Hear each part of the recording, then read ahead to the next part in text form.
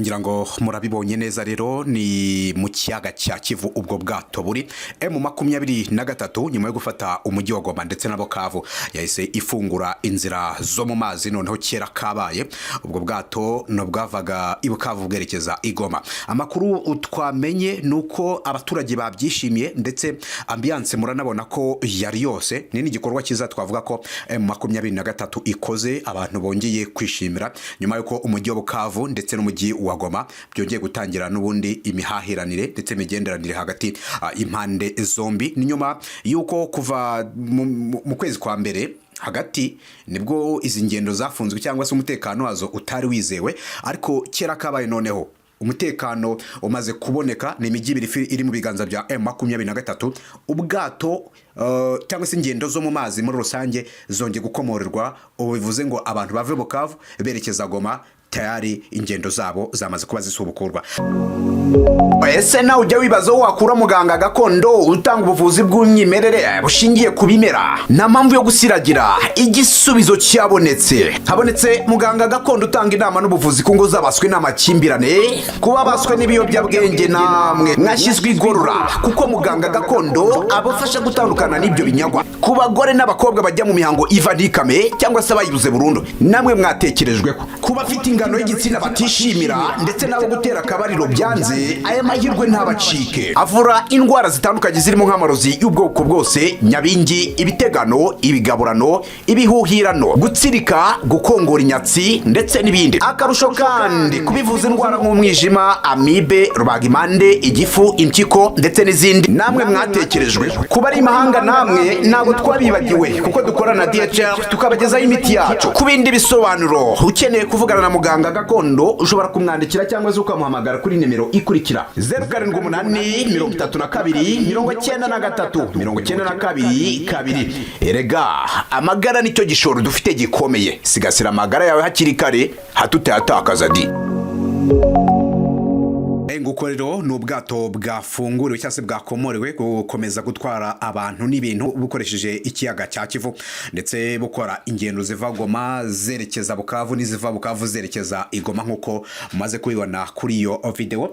Repubulika Iharanira Demokarasi ya Kongo iravugwamo byinshi bitandukanye, ndetse by'umwihariko uyu mugoroba ubwoba ni bwinshi nyuma y'uko ingabo z'igihugu cya Uganda zinjiye ku butaka bw'iki gihugu mu rwego rwo gutabara abaturage mu mujyi wa Bunia bamaze igihe bahohoterwa ndetse banicwa nkuko byagiye bigarukaho mu bihe bitandukanye, ndetse n'amashusho yagiye afatwa mu bitandukanye yagiye abigaragaza.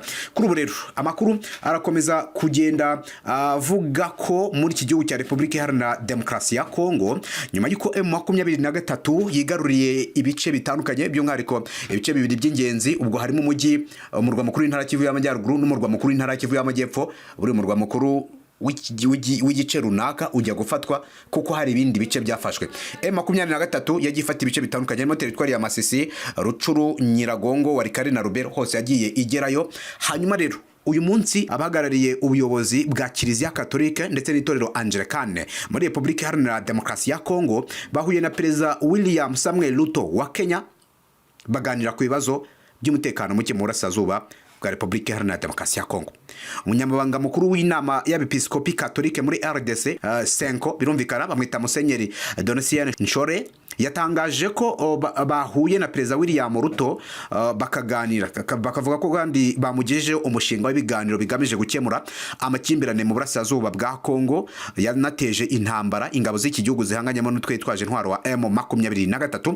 Musenyeri Nshore yasobanuye ko nyuma yo guhura na Perezida Ruto itsinda ayoboye riteguje guhura na Uhuru Kenyatta usanzwe ari umuhuza w'abanyekongo bafite aho bahurira n'aya makimbirane ari mu burasirazuba bwa Kongo, ndetse bakaba bagomba no kwitabira ibiganiro bya Nairobi. Yagize ati turi i Nairobi twahuye na perezida William Ruto, dutegereje guhura na Uhuru Kenyatta wabaye perezida, ntabwo dufite amakuru arambuye ariko dushobora kumubona uyu munsi cyangwa se ejo. Nibyo yavugaga, ibi yabivuze ku munsi w'ejo, ntabwo turamenya nimba barahuye. Abahagarariye Kiliziya Katolika rero ndetse na Angilikani batangiye uru rugendo baturuka i Kinshasa, ndetse bahuye na Perezida Felix Antoine Tshisekedi wa RDC, bamusobanurira ko bagamije gutanga umusanzu kugira ngo burasirazuba bw'iki gihugu bubone amahoro arambye.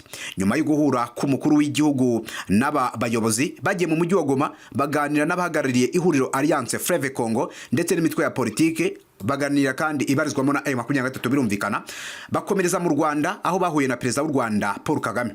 Aba bavuga butumwa kandi bakomereje urugendo rwabo ku mugabane w'Uburayi nkuko bivugwa, bahura n'abanyapolitike batavuga rumwe n'ubutegetsi barimo Moise Katumbi ndetse na Frank Diongo.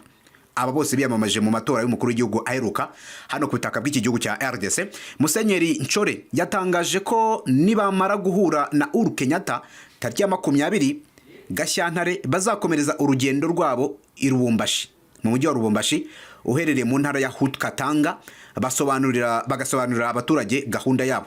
Nyuma ya Lubumbashi, nkuko Musenyeri yakomeje kugenda abitangaza, yavuze ko abahagarariye Kiliziya Katolika na Angilikani bazasubira i Kinshasa basobanurire abaturage imiterere ya gahunda ndetse n'intego yayo.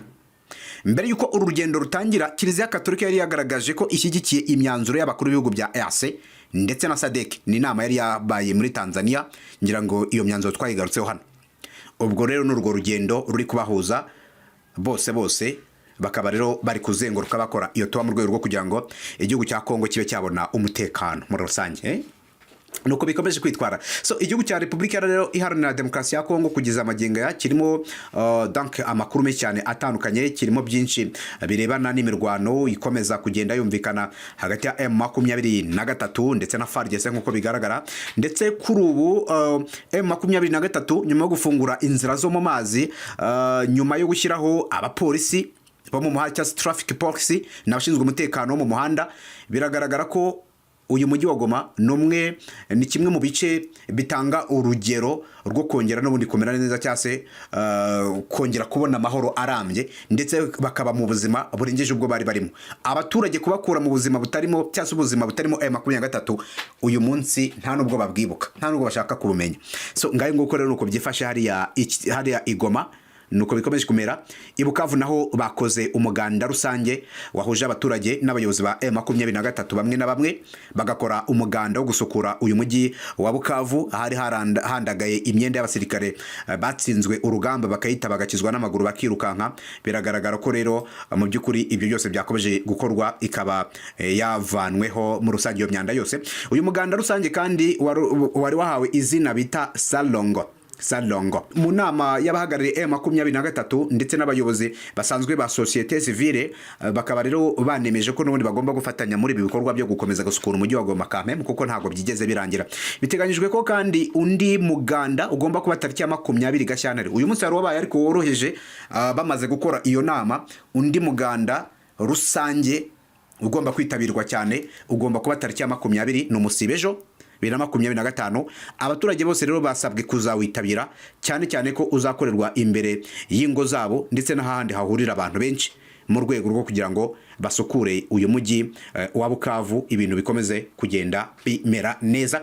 Bivuze ngo uyu munsi wakozwe wiswe wa rusange, ariko ntago abantu bose bawujemo, kuko ni inama yari yahuje societe civile n'abayobozi bamwe na bamwe ba M23 bahisemo n'ubundi gutangiza icyo gikorwa cyatangiye none kikazakomeza ku itariki 20 bakora umuganda rusange ugamije kuba mu by'ukuri abaturage bose bakomeza kwisanga ahantu heza kandi hasukuye. Ngaye nguko rero ayo na makuru nuko bikomeje kwitwara muri uyu mugoroba. Reka munyemerere dukomeze dukurikirane ibiri kubera muri Repubulika Iharanira Demokarasi ya Kongo, byose tugende tubibahereza gatanu kuri kagenzi kako. Mukanya tubafitiye indi nkuru turi kubategurira ivugwa mu baturanyi. Mwakoze cyane kubana na